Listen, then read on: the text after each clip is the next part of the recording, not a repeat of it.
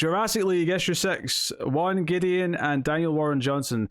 This is basically the Jurassic League's last stand, and that Superstore and the Justice League of Dinosaurs are facing down Dark Hylicide while Batsaur tries to protect the humans. And, you know, they give Dark Hylicide their best shot. And basically, because I'll tell this in two parts. I'll tell this part and then I'll get to the Batsaur, because the Batsaur part really is where the book exceeds. But they you know, I'll give him his best shot, and Superstore essentially has to sacrifice himself by plummeting Dark Hylicide into like a volcano. Like he flies him up into space and then slams him back down and creates this gigantic volcano crater. And it's kind of hinting at this is the meteor that killed the dinosaurs. Okay.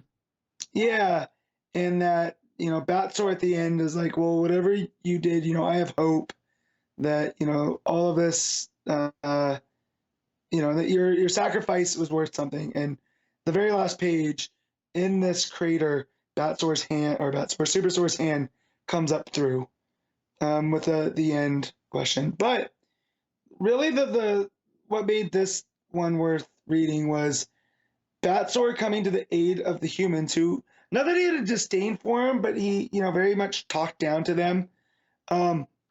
But as he's protecting them from all of Dark Hylicide's, you know, dinosaur creatures and Jokerzard remembers Batsaur from when he was a baby, and remembers, he goes, you remind me of one who's, you know, you cried when I ate your parents. And that sets Batsaur off to the point where he ends up taking them all on, which leads the humans to stick up for themselves and aid him in his fight. And Batsaur saves Robin, and then that's where Dark Hylicide comes up, eats Jokerzard to get more power, and that's what leads to Batsaur coming to the aid of the Jurassic League. And all the art in it is very well handled and fun. Like, again, it keeps to that kind of, like, it's a Saturday morning cartoon with a little bit of an edge, you know, with these kind of scary dinosaurs throughout. But Batsaur really feels like a proper Batman by the end of this, you know, with the way that he's standing up for humanity and for those that can't stand for themselves. That's almost like a lesson he learned from Superstore and Robin. But yeah, it's fine. This would read most, like, probably the best in trade form. You know, just sit down one afternoon and zip through them. Like, I'm definitely going to recommend it to Tim if he hasn't read it. Oh, I sure. feel like this would be up his alley. But yeah, like, it's not that it's unfulfilling. You know, it just, like, it kind of keeps the baseline of what the series was. It's kind of silly.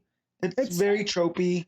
It's funny because all around it's a good read. It's all around a good read. It's the one that I didn't prioritize because fundamentally I feel like it doesn't almost matter to me how the story ends. I feel like I've already gotten what I need to out of it, and it's just, you know, it's at the ending because it has to have an ending, rather than because I need to know how it ends, kind of thing. I don't know.